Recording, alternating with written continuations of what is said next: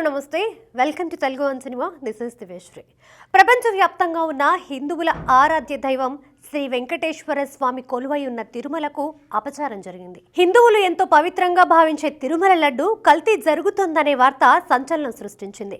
ఈ విషయంపై ఆంధ్రప్రదేశ్ ముఖ్యమంత్రి నారా చంద్రబాబు నాయుడు స్వయంగా చేసిన ఆరోపణ దేశాన్ని కుదిపేస్తోంది. గత ప్రభుత్వం ఈ దుశ్చర్యకు పాల్పడడం వల్ల హిందువుల మనోభావాలు విశ్వాసాలు దెబ్బతిన్నాయని ఆవేదన వ్యక్తం చేస్తున్నారు. గత జగన్ ప్రభుత్వం తిరుమల లడ్డూలో జంతువుల కొవ్వుని ఉద్దేశపూర్వకంగా వాడుతున్నారని చంద్రబాబు ఆరోపించారు. ఆయన ఈ వార్తను ప్రకటించిన తర్వాత క్షణాల్లో దేశవ్యాప్తంగానే కాదు ప్రపంచవ్యాప్తంగా ట్రెండింగ్ టాపిక్ అయిపోయింది.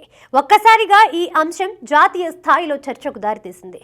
ఈ కేసును సిబిఐకి అప్పగించాలని పలు రంగాలకు చెందిన ప్రముఖులు దేశ ప్రజలు కోరుతున్నారు. ఇప్పటికే దేశంలోని ప్రముఖులు లడ్డూ కల్తీ వ్యవహారంపై తమ నిరసన వ్యక్తం చేసిన విషయం తెలిసిందే. పలు భక్త సమాజాలు ఈ దోష ప్రక్షాళనకు చర్యలు తీసుకుంటున్నారు. అందులో భాగంగానే ఆంధ్రప్రదేశ్ డిప్యూటీ సీఎం పవన్ కళ్యాణ్ 11 రోజుల దీక్ష ప్రారంభించారు. రాష్ట్రంలోని వివిధ దేవాలయాలకు వెళ్లి పూజలు నిర్వహిస్తున్నారు. అంతేకాకుండా విజయవాడ కనకదుర్గమ్మ గుడి మెట్లను శుద్ధి చేయడం ద్వారా భక్తులకు ఊరటను కలిగిస్తున్నారు. పవన్ కళ్యాణ్ చర్యలను కొందరు ఎంతో హుందాగా ఆమోదించగా మరికొందరు కావాలనే దుష్ప్రచారం చేస్తున్నారు. ఏది ఏమైనా ఇప్పుడు తిరుమల లడ్డు వివాదం వల్ల దేశంలోని హిందువులు మానసిక ఆందోళనకు గురవుతున్నారు. చంద్రబాబు నాయుడు చేసిన ఆరోపణల్లో నిజాలు ఏమిటి అనేది విచారణలో తెలియాల్సి ఉంది. ఇదిలా ఉంటే తిరుమల లడ్డు కల్తీ వ్యవహారంపై తాజాగా ఖుష్బూ ట్విట్టర్ వేదికగా స్పందిస్తూ తిరుమల లడ్డును కల్తీ చేసిన వారు భారీ మూల్యం చెల్లించుకోక తప్పదు.